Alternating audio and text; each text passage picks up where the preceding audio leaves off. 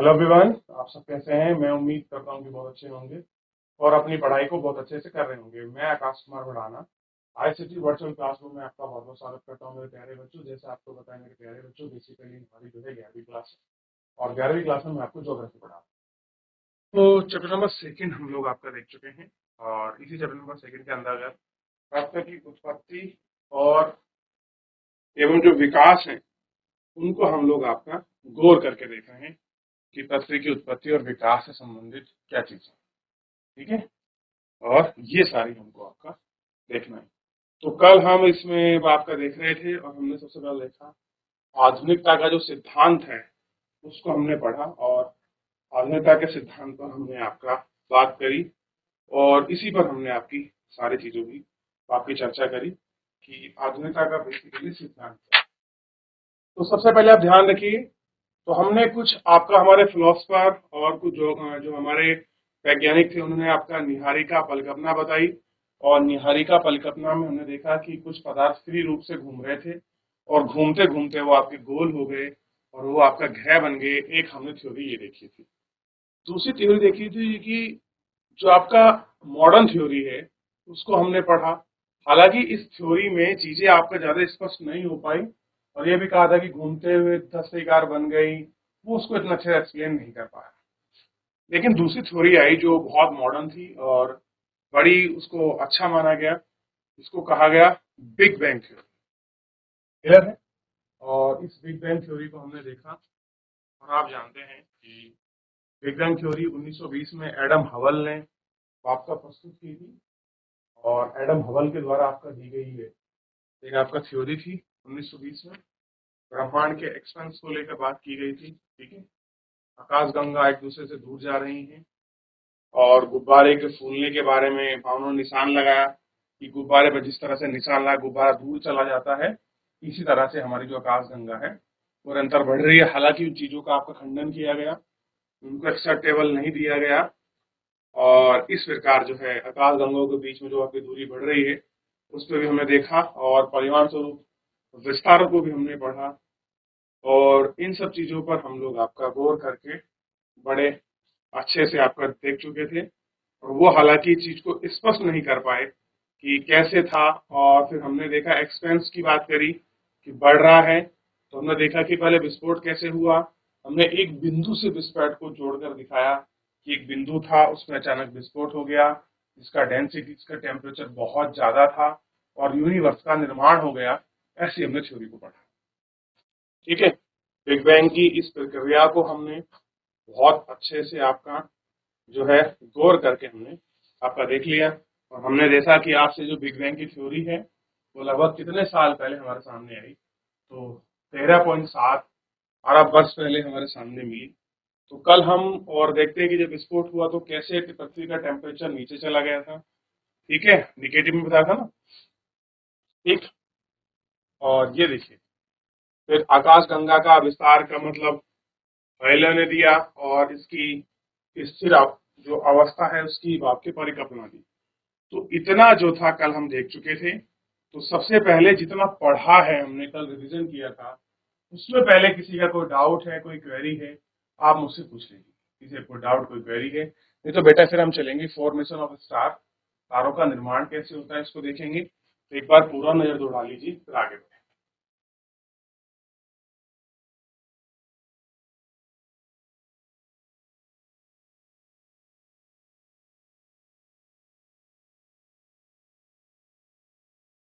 देख लिया? चलिए, तारों का निर्माण हम लोग बेसिकली पढ़ते हैं कि तारों का निर्माण की क्या कहानी। प्रारंभिक ब्रह्मांड में ऊर्जा व पदार्थ का वितरण समान था। घनत्व में आरंभिक विभिन्नता से गुणवत्ता बलों में विभिन्नता आई जिसके परिमाण स्वरूप पदार्थ एकीकरण हुआ और यह एकीकरण आकाश गंगा के विकास के आधार पर बना। ठीक, आकाश गंगा असंख्यक तारों का समूह है। क्या है? एक आकाश गंगा जो है असंख्यक तारों का समूह है। ठीक, आकाश गंगा का विस्तार इतना अधिक होता है कि उसकी दूरी हजारों वर्षों में मापी जाती है। एक अकेली आकाश गंगा का व्यास 80,000 से 1,50,000 प्रकाश वर्ष के बीच होता है। देखिए जितनी भी हम दूरी या मोटाई नापते हैं वो किस में नापते हैं, ध्यान दीजिए आकाश की हम, तो हम प्रकाश वर्ष में नापते हैं, यूनिवर्स की यूनिट है। क्लियर है, प्रकाश वर्ष। एक आकाश गंगा के निर्माण की शुरुआत हाइड्रोजन गैस से बने विशाल बादल से संचयन से होती है, जिसे निहारिका यानी कि निम्बस कहा जाता है। क्रम से बढ़ती हुई निहारिका में गैस के झुंड विकसित हुए। ये झुंड बढ़ते घनत्व गैसीय पिंड जिनसे तारों का निर्माण आरंभ हुआ है। ऐसा विश्वास किया जाता है कि तारों का निर्माण लगभग 5 से 6 अरब वर्ष पहले हुआ है। 5 से 6 अरब वर्ष पहले हुआ है। ठीक है, प्रकाश बस समय का ही नहीं वरना दूरी का भी मापक। प्रकाश की गति 3 लाख प्रति वर्ग किलोमीटर सेकंड है। विचारणीय है कि एक साल में प्रकाश जितनी दूरी तय करेगा वह प्रकाश होगा। यह लगभग 9.46 10 टू द पावर के बराबर है। पृथ्वी के सूर्य की औसत दूरी 14 पॉइंट इतने करोड़ आपका हजार किलोमीटर है। प्रकाश वर्ष के संदर्भ में यह प्रकाश वर्ष का केवल 8.3% आपका है। ये आपका थोड़ा सा ध्यान। ठीक, अब बात कर रहे हैं ग्रह का निर्माण। ठीक है, क्या है, ग्रहों का निर्माण। ग्रह के विकास में निम्नलिखित अवस्था मानी जाती है। जो ग्रह है उनके विकास में निम्नलिखित अवस्था मानी जाती है। सबसे पहले देखिए, पहली अवस्था की अगर मैं बात करूं तो पहली अवस्था देखिए, तारे निहारिका के अंदर गैस के गुथित झुंड है। तो जो निहारिका है, जो फ्लेमिंग बेल्ट है, उसके अंदर कैसा है, गैस के आपका गुथित जो झुंड है वो आपको देखने के लिए मिलेगा। इन गुथित झुंडों में गुरुत्वाकर्षण बल से गैसीय बादल में क्या होता है, करोड़ का आपका निर्माण हुआ है और इसी गैसीय करोड़ के चारों तरफ गैस धूल के कण घूमते हैं और हुई दस्तरी भी आपका विकसित होती है। लेकिन देख लिए कि अगली अवस्था में गैसीय बादल का संघनन आरंभ हुआ और करोड़ को ढकने वाले पदार्थ छोटे गोले के रूप में आपके विकसित हुए। ये छोटे गोले अणुओं में परस्पर प्रक्रिया द्वारा अणु ग्रह में विकसित हुए। संगठन की प्रक्रिया द्वारा बड़े पिंड बनना शुरू हुए और आकर्षण बल के परिमाण स्वरूप भी आपस में जुड़ गए। छोटे जोड़ों की संख्या में ग्रहणु हैं। अंतिम अवस्था में अनेक छोटे अणुओं के सह संवर्धित होने पर बड़े पिंडों के ग्रह के रूप में बने। तो कैसे हो गया, इन आपका बड़े पिंडों के बड़े के रूप में आपका बन गए। ठीक है, ये आपको थोड़ा सा देखना है। तो ये बेसिकली 3 फॉर्मेशन के स्टेप है। आप एक बार देख लीजिए कि किस तरीके से आपका सब बन रहा है। आपको थोड़ा सा इन पर एक बार विचार।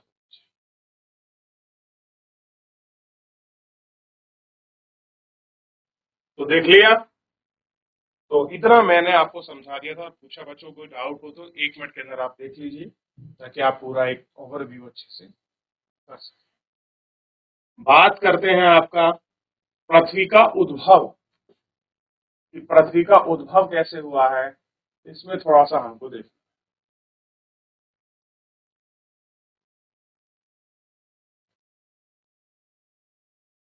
ठीक है,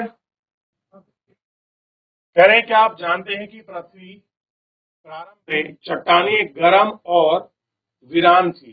कैसी थी, गर्म और आपका वीरान थी।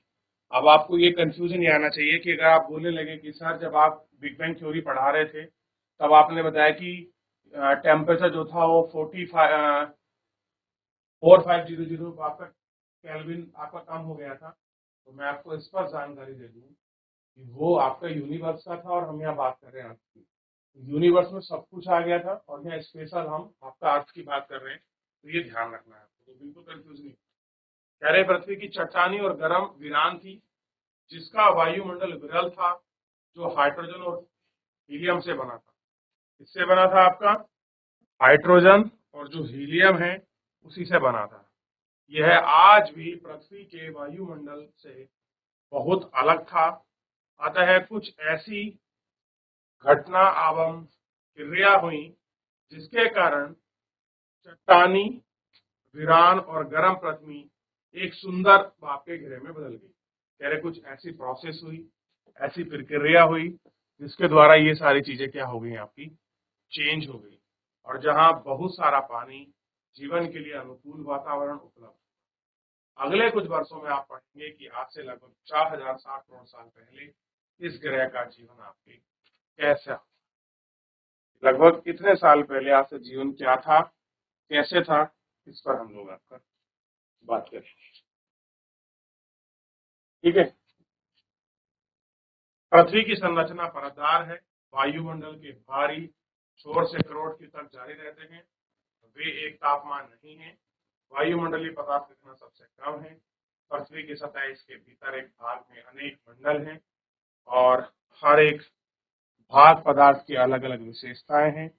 इन सारी विशेषताओं को आप लोग अच्छे से देखोगे और पढ़ोगे। एक स्थल मंडल का विकास की अगर हम बात करें कि भाई स्थल मंडल का विकास कैसे हुआ, कैसे पेड़ पौधे, पृथ्वी, पहाड़, पर्वत हमारे यहाँ बने, ये है आपका स्थल मंडल का विकास। और पृथ्वी का विकास है कि पृथ्वी जो इतना आज हमको वापस देखने के लिए मिल रही है, ये बेसिकली मिली कैसे है, ये इसके ऊपर हम बात।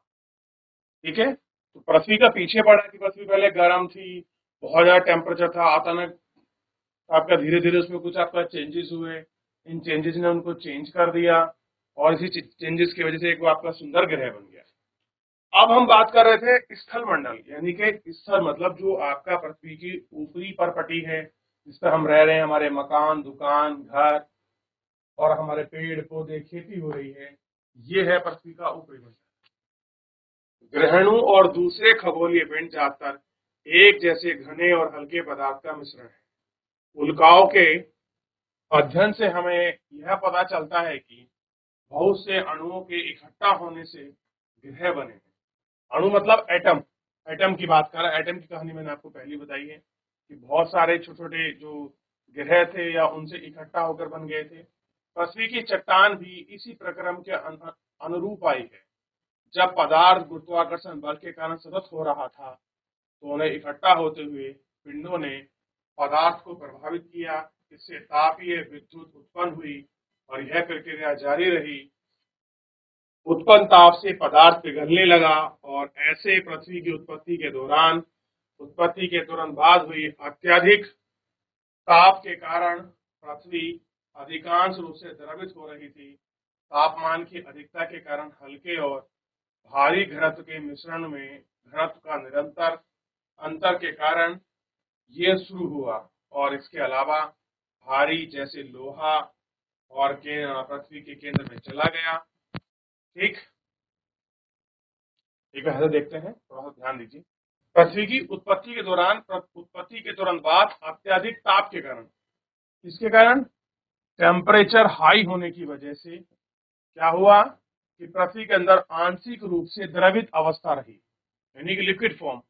और तापमान की अधिकता के कारण हल्के और भारी घनत्व वाले मिश्रण के अंतर के कारण ये अलग होना शुरू हो गया।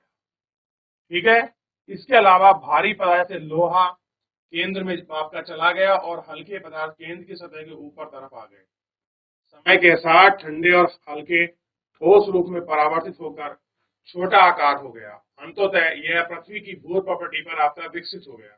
हल्के व भारी घनत्व वाले आपका पदार्थ इस प्रक्रिया के उद्भेदन में कहा गया।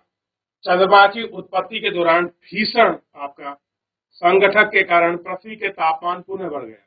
फिर ऊर्जा उत्पन्न हुई और यह विभेदना दूसरा चरण था। विभेदन की इस प्रक्रिया द्वारा पृथ्वी के अनेक परतों में अलग हो गया। पृथ्वी के धरातल पर करोड़ तक कई परतें हुई, जैसे परपटी, आपका प्रभार यानी कि मेंटल, बाह्य कोर यानी कि आउटर कोर और आपका इनर कोर। पृथ्वी के ऊपरी भाग से आंतरिक भाग तक आपका घनत्व बढ़ता है, यानी कि कैसे होता है, ऊपरी भाग से नीचे की तरफ जाओगे तो घनत्व बढ़ जाएगा और विशेषताओं की परत में आपका अध्ययन से अलग हमको देखने के लिए मिल जाता है। तो एक बार इसको देख लीजिए, फिर आगे बढ़े। तो हमने देखा कि कैसे आपका जो है क्रस्ट है, मेंटल है और आउटर इनर आपके कोर है, घनत्व है, ये सारी चीजें हम इन पर देख चुके थे और जो इनकी विशेषता है उनकी बात कर चुके। अब हम बात करें वायुमंडल और जलमंडल। वायुमंडल मतलब जितना भी हमारा एटमॉस्फेयर है, जलमंडल हमारा जितना भी आपका जलीय आपका पारितंत्र है उसकी बात करें। तो अगर हम इसमें आपका देख रहे हैं और इनकी बात कर रहे हैं, देखिए सबसे पहले पृथ्वी के वायुमंडल की वर्तमान संरचना में नाइट्रोजन एवं ऑक्सीजन प्रमुख योगदान करता है। तो अगर हम वायुमंडल की संरचना की बात करें स्ट्रक्चर्स में, तो सबसे पहले नाइट्रोजन और ऑक्सीजन O2 आपका का प्रमुख योगदान। वायुमंडल की संरचना व संगठन 8वें अध्याय में बताई गई है। कहाँ बताई गई है? 8 चैप्टर में हम इसको अच्छे से पढ़ेंगे कि एटमॉस्फेयर क्या है। वर्तमान वायुमंडल के विकास की 3 अवस्थाएं हैं। पहली अवस्था है आदिकालिक वायुमंडलीय गैस का ह्रास। दूसरी अवस्था में पृथ्वी के भीतर से निकली भाप जलवाष्प के वायुमंडल के विकास में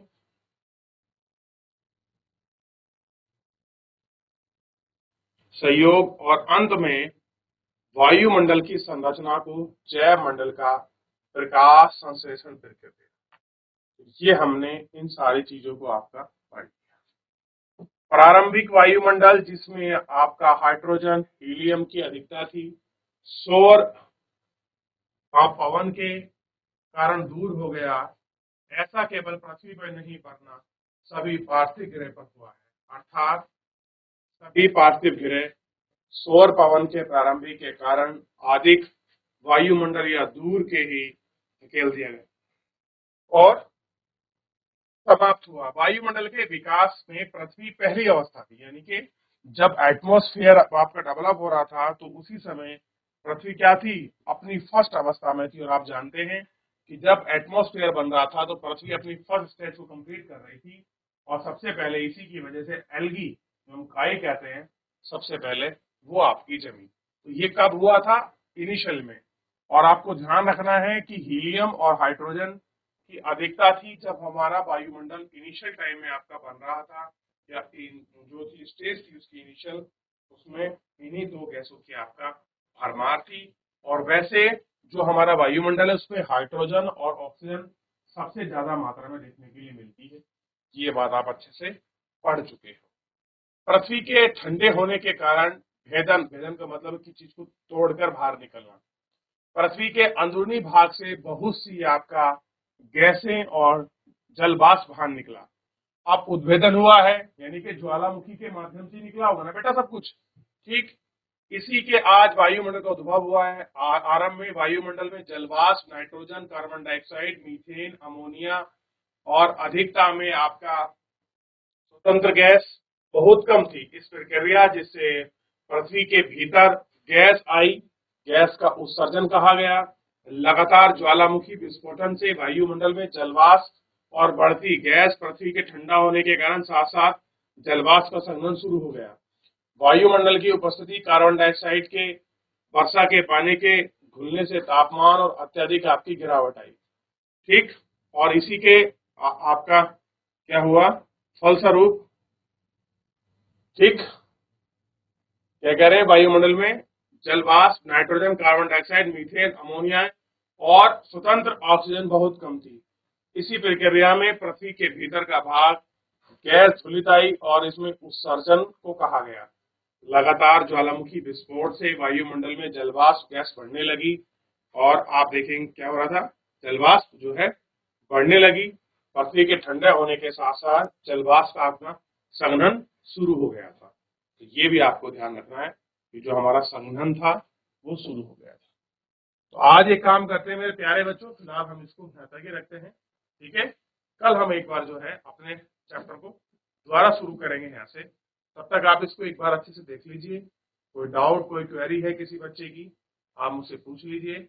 कोई भी बच्चा कोई डाउट, कोई क्वेरी है, आप मुझसे पूछ सकते हैं। क्लियर है? तो मेरे प्यारे बच्चों, फिलहाल आज के लिए इतना ही। मिलते हैं नेक्स्ट लेक्चर में। तब तक अपना ध्यान रखिए, स्वस्थ रहिए और अपनी पढ़ाई को बहुत अच्छे से करते रहिए। मुझसे जुड़ने के लिए आपका बहुत बहुत धन्यवाद।